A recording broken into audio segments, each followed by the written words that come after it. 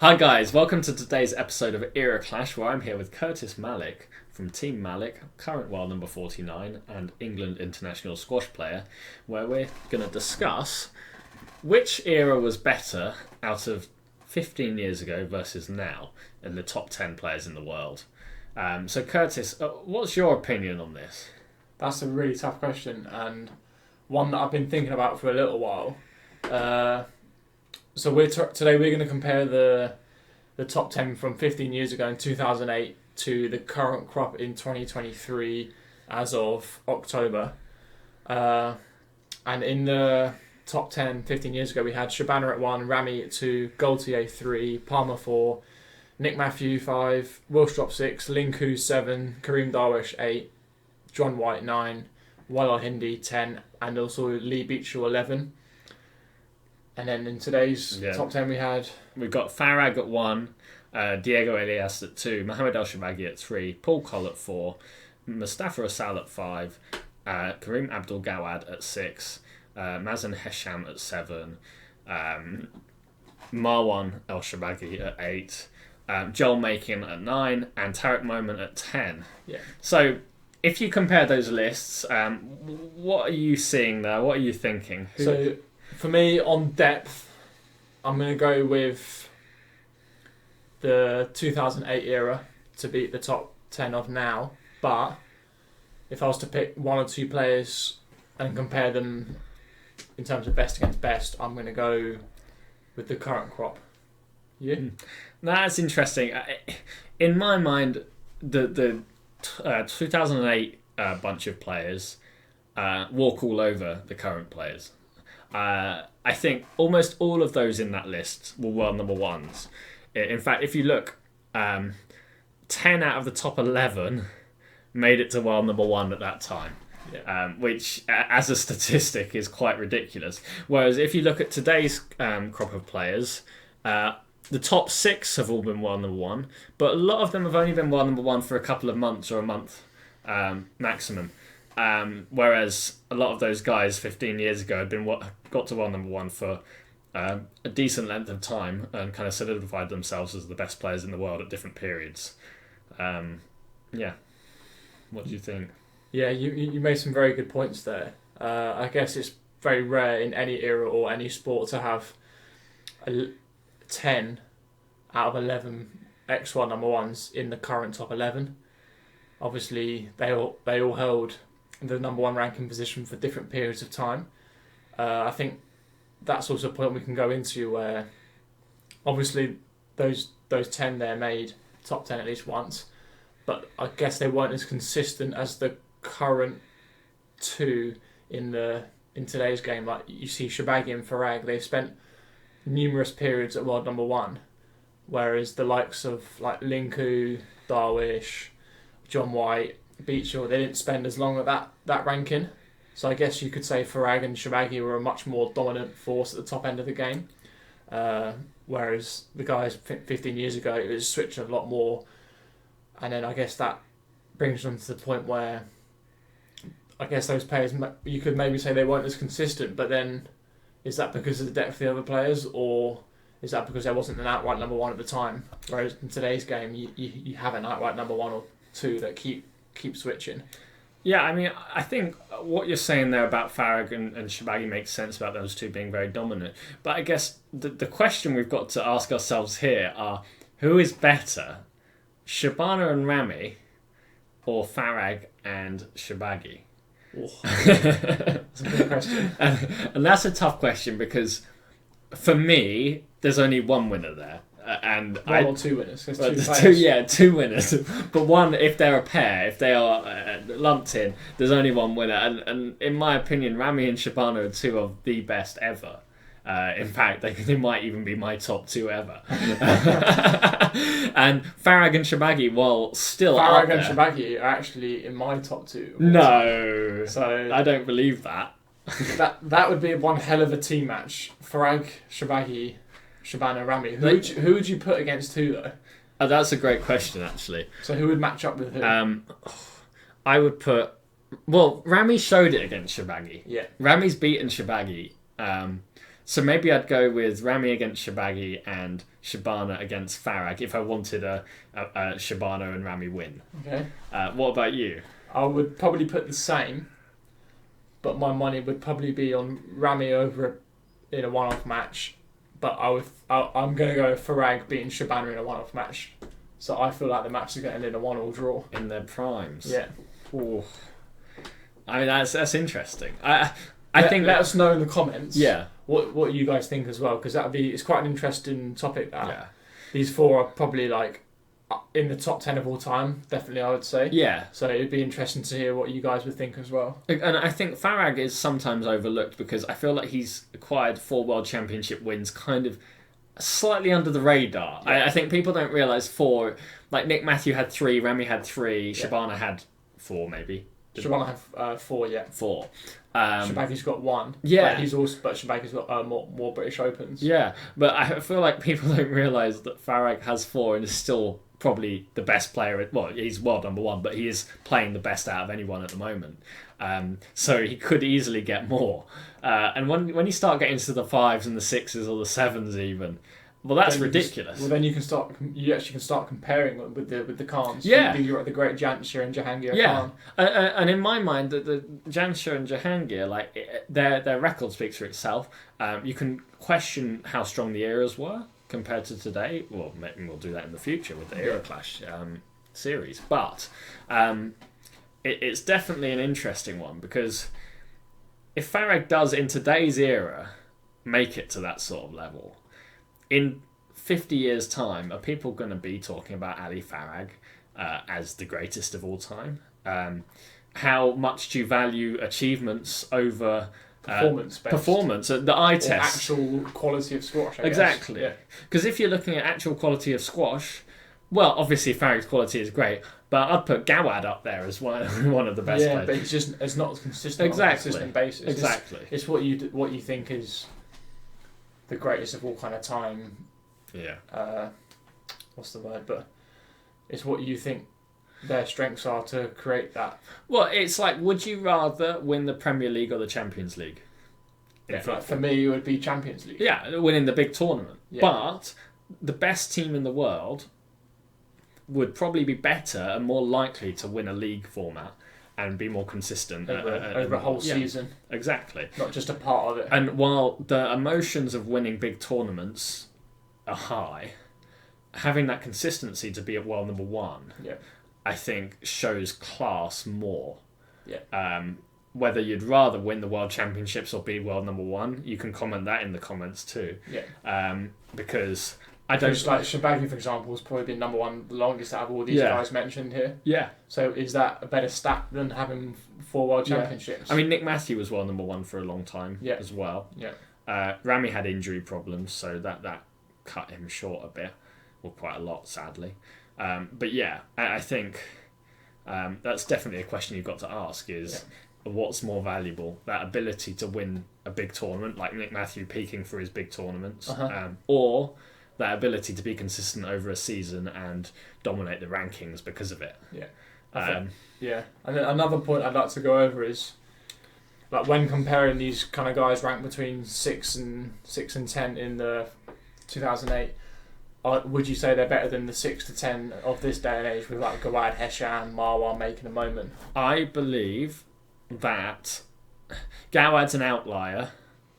I think Gawad is very good. That's because he's your favourite. Well, yeah, I mean, it's impossible not to want to get on a squash court after watching Gawad play. He hits the ball so clean and has such good skills that he makes you want to play squash. So I am a little bit biased towards Gawad. And I do feel like if he was more consistent, if he was playing his best all the time, he'd be world number 1 now. And also, I guess, if he didn't have that injury where he was out for almost 2 years with his heel injury, that foot injury, he could have actually achieved a lot more, I think. Yeah, I think so. Takes a big chunk out of you. He's at the peak of his career, 29, 30, and all of a sudden he's got this really bad injury that he just can't get over. And still look at the form he's come back to. Well, he still wins tournaments, which is crazy. Yeah. I think Farag makes it tough for him because Farag is that good. But if Farag wasn't around, I think Gawad could actually be world number 1 now because I think he'll beat anyone else on his day. Yeah, I watched actually Farag and Gawad recently in the US Open up live, and you can see that Gawad he knows that he's potentially number one player, but with Farag there, like it's so hard for him to beat him just because of the way he plays the game. Yeah. I think anyone else that Gawad plays, maybe apart from Assau, he's going to win. I'd love to see like Gawad play Assau actually a little bit more, but be good. Gawad really struggles for Farag, but he's beating Diego Shabaghi consistently, and all those other guys in the top 10. Yeah, he's consistently beating them. And I feel like the other players know that. Like, I feel like the other players respect how good this guy is. Yeah. And I remember an interview with Mohamed El Shabaghi after a match saying this guy doesn't realise how good he actually is. And he always says that, Shabaghi always says that he's Gawad's biggest fan. He loves his shots. Oh, yeah. Well, I'm Gawad's biggest fan, so he can't be. He can't be, no. He's his second biggest fan. But going back to the from like, 5 to 10 or 6 to 10. Let's. I think a good comparison would be like, who would win kind of like between Linku and Making. I guess they're both physically very strong, very powerful movers. They base their game a lot about position on the court and being strong and grinding your opponents down. I think Linku would win. Really? Yeah, I think it'd be too clever. Yeah. I think he was his touch. He's a clever player, smooth, efficient. Yes, Joel Makin is a beast. Like, he's a physical beast. Yeah. But I don't know how good his ability to adapt is. I don't know how... if he would be able to outsmart someone like Linku. What do you think about that? Yeah, I'm probably going to have to agree with you on that one. I just think with Linku, he had really nice touch and hands at the front of the court, so when he did want to put the ball away, he had that ability to, and I think his movement was just as powerful as Joel's, if not more powerful. I've watched him cross that T-line, it's a bit of a joke. But very controlled as well. Very controlled, balanced. Not that Joel's not balanced or anything, but we're just going into very fine details here. I just feel like Linku had a tiny bit more to his game, but that's not to say that Joel can't work. Obviously, he's working on that now, but he can't get to that kind of level in the next couple of years. But, so I feel like his squash is still improving a lot. But also, Linku got to our number one. Yeah. Now, I don't personally see Joel Makin being a world number one. Now, it might sound harsh to people, but if you look at the people he'd have to be better than and beat consistently, I don't see that happening with the skill level compared to someone like Farag or Diego or a lot of those top guys, personally. Whereas Linku clearly did it and made it to our number one. He won a World Open as well, didn't he? Yeah, well, I think so. The interesting one for me is actually Darwish. Against Marwan, who's number 8 now. That's a good matchup. I'm not a Darwish fan. You're not? No, I feel like in that era, everyone had such a clear super strength. But he, for me, didn't have... He was a good player, but he didn't have the absolute... He wasn't the best at something. From what I've spoken to from previous ex-players, they've gone on about his front kind of forehand corner. He went in with like this kind of awkward same type of swing, and he had this really hard cross court and also this quick trickle boast. And I remember Nick saying he was just really hard to read if you put him in there. Like, he was so deceptive, but also had a really heavy forehand. Yeah. Farag also goes on about that because Farag's actually coached by Darwish. Okay. And Farag gets a lot of help on his forehand side from Darwish because obviously that was his, I would say that was his super strength, and I guess if you asked him that would be what he would say. I mean, there's a decent chance that because I was a bit younger when I was watching him play, that I wasn't able to see the subtleties of his play at the time. But I do remember watching him lose a lot to James Willstrop, lose a lot to Nick Matthew, and lose a lot to Greg Gaultier. So maybe I was conditioned to believe that he wasn't as good as maybe he actually was. But I guess against Marwan, what would you think the score would be there? I feel like the clash of styles, I feel like Marwan, just because his length and line hitting so good, he wouldn't give that many openings to the front of the court for Darwish. Like, Marwan plays a very containing game at the back of the court. He's so accurate with his lines and his hitting that he creates so much pressure around that back of the court. And the thing with Marwan is he has such obvious strengths and also such obvious weaknesses. He's one of these players that his strengths are really up there, but his floor is quite low. His movement clearly isn't nowhere near the other players on this list. But his ability to win points and hit winners from the back of the service box is better than most players on there.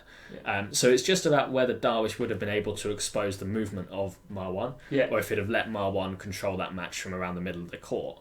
Now, we'll never know the answer to that. But it's tough as well because if Darwish opened up too early, like Marwan would have been on it. Yeah. And if there's not a good quality ball into that front of the court, Marwan's got the ability to come in quickly, put the quick drop in, fast trickle little boast, anything like that. He's got such dangerous weapons. Yes. He's got that open kind of stance forehand where he can just shoot that straight drive down. But if Darwish can manage to push him in and counter-attack a little bit quite well, then Marwan's under pressure. But that's a real 50-50, I would say. But I guess going back to my point with Linku against Joel, I don't see a world where Marwan could be a world number one. Yeah. He could be up there, but I don't think a world number one. Whereas clearly Darwish got to world number one. Whether it was interesting point, so clearly he had that ability to be there. So that's another one to think about of the potential. Yeah. I mean, the other ones on the list, John White, he's hard to gauge. Yeah. John White was unreal. His swing was just a joke. It was the power he generated from like his backswing. Yeah. He played all these different crazy shots, and you never really know what's coming next. Yeah, and high pace. He was clever with his movement. Yeah, but he didn't look like a great mover, but he got a lot of balls back. Got a lot of balls back. But I think it was his ability to use different angles and be difficult to read with his choice of shots, not necessarily just with his swing, but he was using a lot of like reverse boasts, skid boasts. Just ball boast, chuck them in, just making his opponent really uncomfortable. Yeah. And just having that presence on court where it's like you don't know what he's going to do next. But then if we put imagine him playing Hesham. Well, I was literally just going to say on the list. That'd be crazy. Him playing Hesham. Be 3-1 it both like all day long. I mean, surely it would be one of the most entertaining matches there could be. That would actually be a really good match. I haven't even thought of that match before. No. But can you imagine? The Great White v the Black Falcon. Imagine that. Oh, that'd be amazing. Comment below who's going to win between the Great White and the Black Falcon. Yeah, that would be one of the best matches. Not that we can get them to play on court anymore. I think John's a coach now. So. Yeah. Maybe you could get them on court. The thing is, I don't know how high the quality would be though. Because I feel the quality of winners would be unreal. Yeah, the winners would be unreal. It depends how patient. But then saying that Hesham's ability to sit to the back of the court is a joke. Yeah, well, yeah, it is. It's almost who can be more patient. Yeah, exactly. That's their issue. Well, it's definitely Hesham's issue.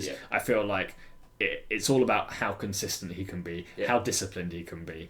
And recently, he's actually been quite disciplined and consistent. That's what's brought him up to number 6 in the world. Exactly. And like in this current crop of players, do you think he can get any higher? Sadly, I don't see it. So you know him higher than 6? I don't see it. I think he could maybe just push a little bit higher, but I don't think he's getting top 3 ever. Okay, but do you think he can get top 5? I think he could get to number 5. Who would he beat in those top 5? Right now, I don't think he would beat anyone right now. He'd have to improve a bit of his game. 6. Yeah. You think he's a consistent? I think he could win a one-off, but if consistency-wise, he's not winning that. And my reasoning for that is, I think his swing is too complicated. Like, yes, it's very deceptive. Yes, it's entertaining. But I feel like under pressure, it's so hard to replicate his swing because there's such a big loop in it that when he plays against the top guys who really push him around and make him work from behind him. When we say the top guys, you literally mean the top 4 Literally mean the top 4. Because against anyone else, he overwhelms them with his skills. Yeah. But those top 4 or 5 guys are able to put him under enough pressure that his swing will break down. Yeah. And it might take them a few games to break him down, but often it happens. So if you go over the course of a whole season, over a few tournaments, I don't feel like he would be able to keep up with those guys. That doesn't mean he can't change his swing, but then if he did, he might lose some of the things he is good at and find it harder to beat some of the not as good players. I feel like with someone like Hesham, you can't really change his swing or his game too much. What you can do is just instill a little bit more of the discipline. Yeah. Which he's doing now. That's why he's got to 6. I guess to jump to that next level, he's going to have to be even more disciplined and really wait for his opportunities because actually physically he's so quick. Well, I was going to say he's a lot fitter than everyone thinks he is. His defensive game has improved so much over the last year because I really felt like his defensive game was a weakness before. He was all or nothing, whereas now he actually digs really deep and counters nicely and lifts quite well. Quite well. He chips up and down the backhand wall pretty well. Exactly, as well. And since doing that, I think he's realised that if he doesn't hit an error, he's actually quite good at those playing those rallies, and he wins matches doing that. So lots of respect to Hesham, who had some injuries over the years, has bounced back spectacularly, really, to be number 7 in the world, or I don't know his highest, but Hesham. Yeah, 6 now. Is it? Yeah. Oh.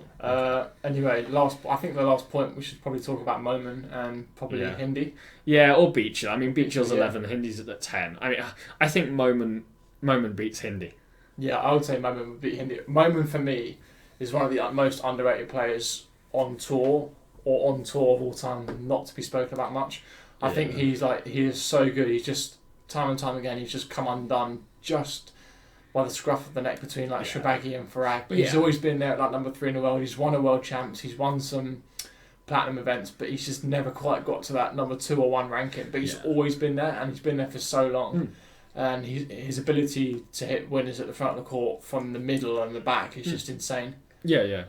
I think when he first burst onto the scene, it was all upside down squash, wasn't it? It was back to front. It was more to the front of the court than the back of the court. It's a bit like my squash in juniors, wasn't it? Yeah, it was like Curtis as a junior, making life hard when you're 12 and you can't run to the front of the court, or when you're 24 and you can't run to the front of the court. Taking the ball in short from everywhere, boasts from everywhere. I remember him beating Nick Matthew when Nick was world number 1, 3-love, just because he had the day of his life. Right? If he's not missing, then you're in world of trouble. I can't imagine how your adductors and glutes feel after the match. Oh yeah. It's ridiculous. But consistency-wise, he over the years developed that and got a steady really length. Steady number 3. In fact, he really thumps the ball nicely to the back of the court with a good weight of shot now. But to beat Farag, to beat Mohamed El Shorbagy, you can't consistently put the ball that close to the tin and do that with their retrieval abilities. Yeah. And you see it often when he plays Farag. First game is 12-10 or something like that. And it's unbelievable squash. He's playing really close to the tin every time, getting every ball in. And he might win it. He might just lose it. But to do that for 3 to 5 games consistently and win, it never seems to happen. No. Because Farag will keep getting the ball back. He will just neutralise it and frustrate Momin. Yeah, like their recent match in US Open, again, I watched that one live, and Momin was playing, honestly, the match of his life. He was 2-0 up, match ball up in the third, 10-9, like, everyone thought Momin was going to win this. All of a sudden, like, Farag hits a cross-court nick, Momin just gets it, and then Farag puts another winner in, it's 10-all. Farag wins that game, and then you just feel like Farag's going to win it from here, even though Momin's been on top of the match for like 3 games. Yeah. And even in the 5th, like, Momin's back in it, but you just feel like he just couldn't quite get over the line, which is such a shame because he was playing such good squash. I mean, it's a great topic as well, talking about the optimal way to play and what feels like it should win more often than not. I mean, I think Farag encapsulates that in the way how you feel like if he's given an inch, if a couple of errors happen against him, he'll take control over that match, and it's a very effective way of playing. I guess we haven't really mentioned Paul Cole much, or Palmer, or Nick Matthew. Paul Cole and Palmer could be a good one for another episode where we do like a super strengths clash. Yeah, no, that would be we can save that for another episode. Yeah, I think we haven't talked about Diego either. Yeah, Diego's a fantastic player. I still feel, for me, Diego's best years are ahead of him. Yeah. I still feel like he's moulding into the player. He's getting there now, and I mean, his movement's a joke. And his touch. I feel like he should win more than he does. Yeah. It's his I think the mental side maybe lets him down. At the moment. It does, because you watch him play, and I do think, well, how does anyone beat this guy when he's playing well? Yeah. Because it feels like you can't really damage him. He's got the full package, isn't he? He's got the full package. And I am surprised that he did make it to world number 1. Yeah. For like a month. Not for long, but can he get back up there with Farag's current form and Assel coming back into the mix after his ban? I think that's going to be a real question. Yeah, and we haven't even touched on Assel yet. Yeah. That's a different slice of cake, that, isn't it? Yeah, that's a topic maybe for another day. Because that could take up a whole episode in itself, and the quality of Assel. I guess the last thing we need to talk about is not just the top 10, but the depth of the whole rankings, the rankings as a whole. What are your thoughts on 15 years ago versus now? It's a tough question for me as a current player. Like, I don't really like to compare too much between like my ranking, the people in my ranking, and everyone else back then. Yeah. It's hard for me to know how good the guys were ranked between even 15 and 100 because I never really watched anyone outside of the top 10 back then. All the matches I watched were like Shabanas, Ramis, Nick Matthews, Powers, Palmers, Whites. So the other guys below, I only saw a few play in PSL when I was younger. Yeah. But like I can't really compare them to these guys these days. So it's a tough question, really. For me, it's hard to tell from like the 10 to 100 range. But what I can say is that back then, or at least if you go back... what I do know is that back then there were maybe 300-400 people in the rankings. Exactly. Now there's well over 800 to 900 people in the PSA. So I guess there is more depth lower down the order. When I was first... When I first went on the PSA tour and was on the rankings, there were about 350 people on there. That was maybe 7 years ago when I first signed up to it. So you'd play one tournament and you'd be almost 300 in the world. Yeah. Now, with 850 people-ish, around that, at least, you to get to that 300 mark, you need to play a lot of tournaments and do decently well. Yeah, and like if you're living in England or Europe, you've got to play these satellites across England and Europe. Yeah, or and get strong wild events. cards. Yeah, they're strong so events. even think about getting in like a 3K or a 6K. So I would say the depth of today's tour is a lot higher. Deeper, it's a lot deeper with just numbers, but also with that comes quality as well. Yeah, because you're getting the pool of players coming through to the professional ranks. Exactly. It's bigger from the bottom, so the base of the pyramid's bigger. Yeah. So you're getting more players coming to the top. Yeah, so I which is a great thing. I mean, that's what the sport needs. It is what the sport needs. It is harder for newer players to come up. I mean, well, that's a whole other topic of what things that can be done to help newer players, newer talents to get up the rankings without being able to afford to travel to places where they can get easier closed satellite events and stuff like that. But it is a good thing for the quality of the game.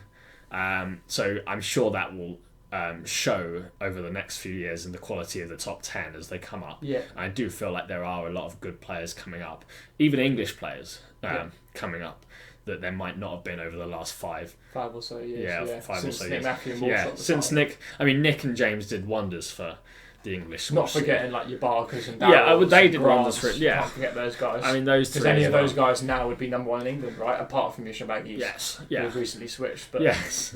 You can't write those guys off. Yes. No. They did a lot of good work for England, and they should be respected for that. But yeah. Thanks for watching, guys. The first episode of what did we call it? Era Clash. It was Era Clash. The first episode of the Era Clash. Hope you guys enjoyed it. Curtis carrying me again. Yeah. Just like a Sussex team. Just like the Sussex team back in the day. Apart from I never lost. No, anyway, thanks for watching. And if you like this kind of content, leave a comment down below, and any subscriptions are like and subscribe to the Josh Attwell Sports YouTube channel and the Team Malik YouTube channel for more content like this. See you next time. Cheers, guys.